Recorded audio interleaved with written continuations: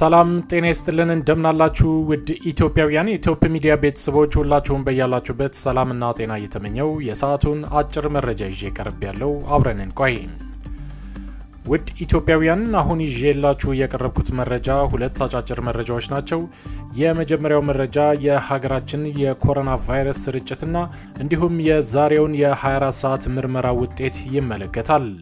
ሁለተኛው መረጃ ደግሞ ከአማራ ክልል የተሰማው አስደሳች መረጃ ነው።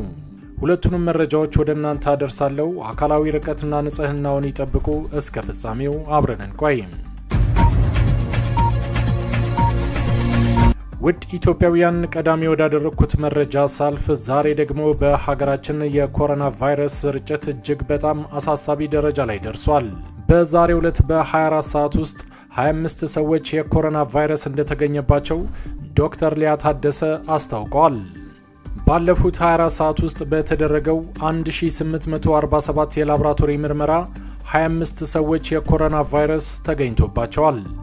በአጠቃላይ በሀገራችን ቫይረሱ በምርመራ የተገኘባቸው ሰዎች ቁጥር 187 ደርሰዋል። ቫይረሱ በምርመራ የተገኘባቸው ሰዎች ሁሉም ኢትዮጵያውያን ሲሆኑ 24 ወንድና አንድ ሴት እንዲሁም እድሜያቸው ከ17 እስከ 65 ዓመት የሆኑ ይገኙበታል። የመኖሪያ ቦታቸው አዲስ አበባ የሆኑት 21 ሲሆኑ ሁለት ደግሞ ከደቡብ ብሔር ብሔረሰቦች ክልል ነው፣ ሀዲያና ከምባታ ዞን ውስጥ።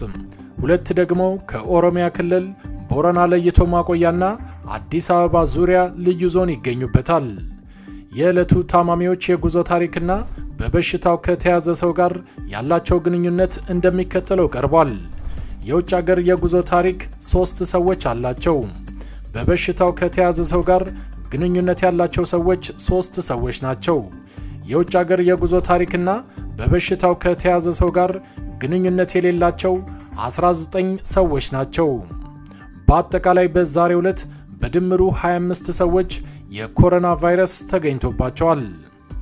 የላቦራቶሪ ምርመራ የተደረገው በኢትዮጵያ በሁሉም ክልሎች የኮሮና ቫይረስ ምርመራ እንዲያካሂዱ በተፈቀደላቸው ተቋማት ነው።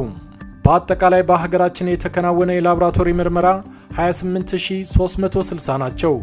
በ24 ሰዓት ውስጥ የተከናወነ የላቦራቶሪ ምርመራ 1843 ነው። በዛሬው ዕለት በበሽታው መያዛቸው በላቦራቶሪ የተረጋገጡ 25 ሰዎች ናቸው። በጽኑ ሕክምና ላይ ያለ ሰው አንድ ሰው ገብቷል። አዲስ ያገገመ ዛሬ የለም። በአጠቃላይ ያገገሙ 93 ሰዎች ናቸው። በኮሮና ቫይረስ ተይዘው ሕይወታቸው ያለፉ 4 ናቸው። ወደ ሀገራቸው የተመለሱ 2 ናቸው። እስካሁን ድረስ በሀገራችን ኢትዮጵያ ይሄ በሽታ የተገኘባቸው ሰዎች ቁጥር 187 መድረሱን ዶክተር ሊያ ታደሰ ተናግረዋል። እንግዲህ ውድ ኢትዮጵያውያን እንዳዳመጣችሁት የዛሬው ደግሞ እጅግ በጣም አስደንጋጭና አሳሳቢ ነው። በዛሬው ዕለት ብቻ 25 ሰዎች የኮሮና ቫይረስ ተገኝቶባቸዋል። ከነዚህ ውስጥ የውጭ ሀገር የጉዞ ታሪክ ያላቸው 3 ሰዎች ናቸው። በበሽታው ከተያዘ ሰው ጋር ግንኙነት ያላቸውም 3 ሰዎች ናቸው።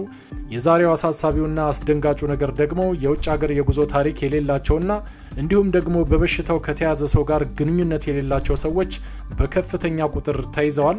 ዛሬ 19 ሰዎች በኮሮና ቫይረስ መያዛቸው ተረጋግጧል። ይሄም እንግዲህ የስርጭት አድማሱ እየሰፋ መሆኑን ነው የሚያሳየው።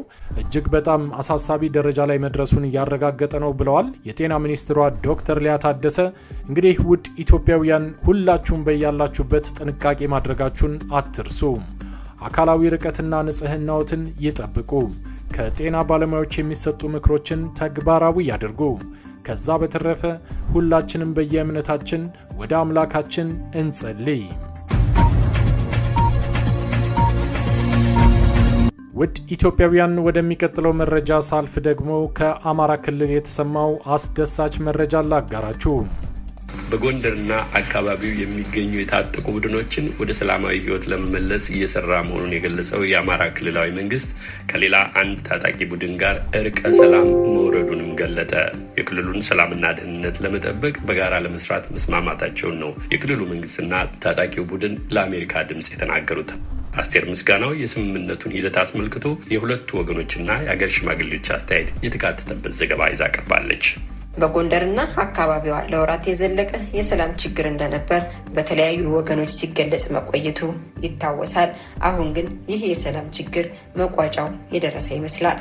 የክልሉ መንግስት በተለያዩ አካባቢዎች ከሚንቀሳቀሱ ዋና ዋና የታጠቁ ቡድኖች ጋር እርቅ እየፈጸመ ይገኛል። ከሳምንት በፊት ለምሳሌ በሻለቃ መሳፍንት ተስፉ ከሚመራው ቡድን ጋር እርቀ ሰላም ወርዷል። ትላንት ደግሞ በኮማንደር አረጋ አለባቸው ከሚመራው እና በደቡብ ጎንደር ዞን እብናት አካባቢ ከሚንቀሳቀሰው ቡድን ጋር በጋራ ለመስራት ተስማምተዋል። ኮማንደር አረጋ አለባቸው እንደሚናገሩት ከመንግስት ጋር ግጭት ውስጥ የገቡት የአማራ ክልል ህዝብ መሰረታዊ ጥያቄዎች እንዲመለሱ ጥረት ሲያደርጉ ነው። ይህም ሆኖ ተቀራርቦ ለመነጋገር ነው እንጂ ጥያቄያችን ተመሳሳይ ነው ብለዋል። እኛም የጠየቅነውን ጥያቄ የመንግስት ጥያቄ ሆኖ ተገኝቷል። የወሰን የማንነት የድንበር ጥያቄ ነበር። ይህን የክልሉ የመንግስትም የህዝብ ጥያቄ ነው።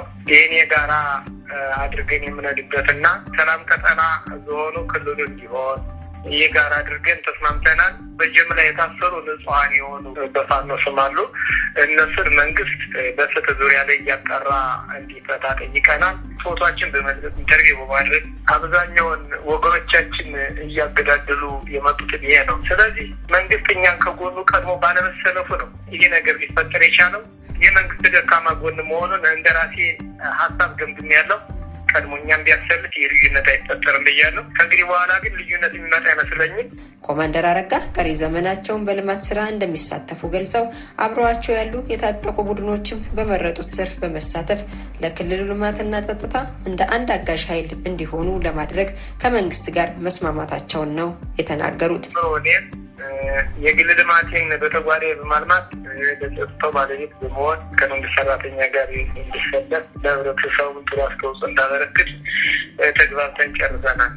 የታጠቁ ኃይሎች እንደታጠቁ እንደሚቀጥሉ በሲስተሙ እንደሚካተቱ ከወረዳ ጀምሮ እስከ ዞን ተነጋግረንበታል። ፈቃደኞች ነን። እነሱ ፈቃደኛ ነን።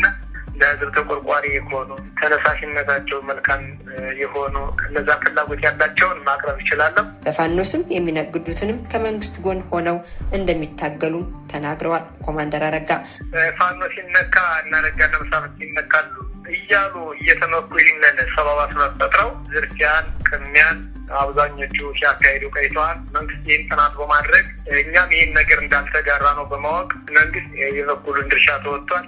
እኛም አላፈረስንም። ትክክለኛ የተወሰደ እርምጃ መሆኑን ደግፈናል።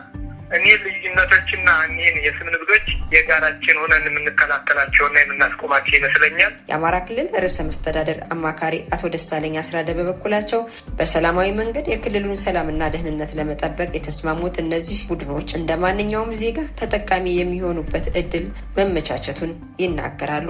በመንግስት አደራጅ ውስጥ መስፈርት እስካሟሉ ድረስ እና ፈቃደኛ የሆኑ የሚገቡ ነው።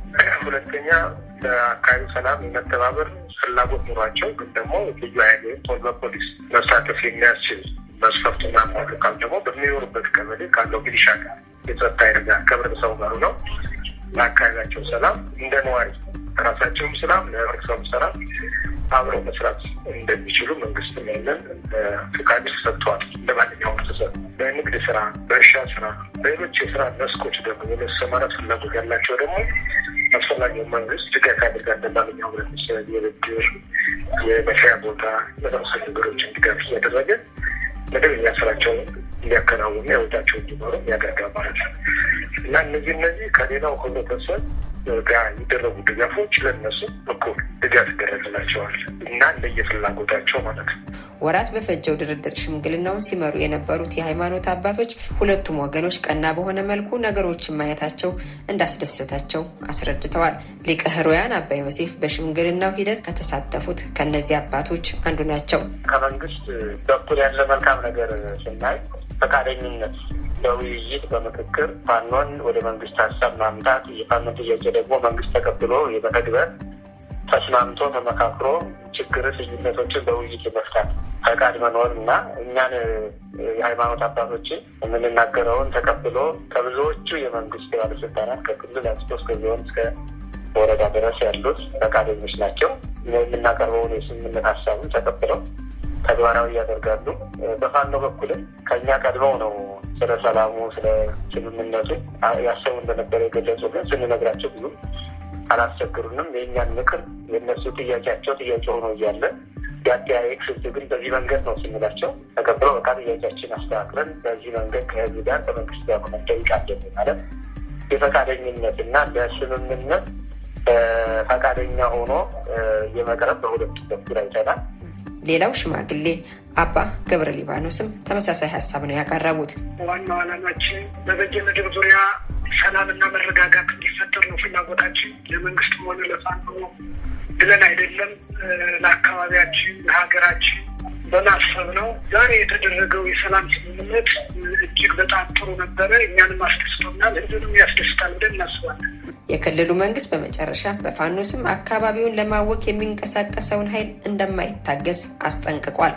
እንግዲህ ውድ ኢትዮጵያውያን ሁላችሁም በያላችሁበት ጥንቃቄ ማድረጋችሁን አትርሱ። አካላዊ ርቀትና ንጽህናዎትን ይጠብቁ። ከጤና ባለሙያዎች የሚሰጡ ምክሮችን ተግባራዊ ያድርጉ። ከዛ በተረፈ ሁላችንም በየእምነታችን እንጸልይ። ውድ ኢትዮጵያውያን ለሰዓቱ ያዘጋጀውላችሁ አጫጭር መረጃ ይሄን ይመስል ነበር። ከቶፕ ሚዲያ በሌላ ፕሮግራም እስከምንገናኝ ቸርን ሰንብት። ኢትዮጵያ ለዘላለም ትኖር። ዘረኝነት ይውደም።